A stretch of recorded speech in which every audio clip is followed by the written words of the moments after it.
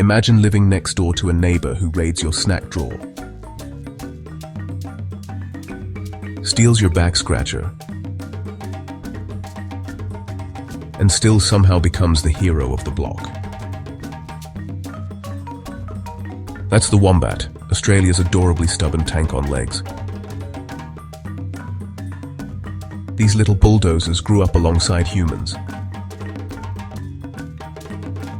and are famously unfazed by us. Shop doors, not exactly a challenge.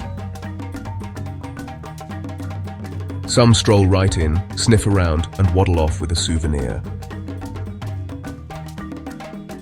leaving owners stunned. Out on the trail, hikers report wombats grabbing trekking poles, perfect back scratches, like they own the place.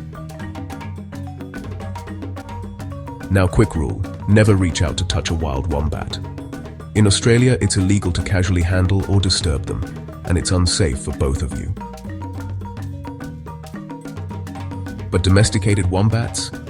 Whole different vibe. Picture a chunky, fuzzy puppy that imprints on you.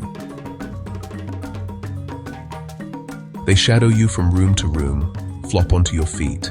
They actually complain. Little grumbles and looks that say, "Excuse me, cuddle time now." Skip the comfort, and they'll leap into your arms like, "We're doing this my way." Here's the plot twist. Wombats are unexpected wildfire allies. During bushfires, they dig and maintain sprawling burrow systems, cool, oxygen-stable refuges. When the flames come, smaller animals slip into these underground mansions, riding out the worst in relative safety. It's not a rescue mission. Wombats just love to dig.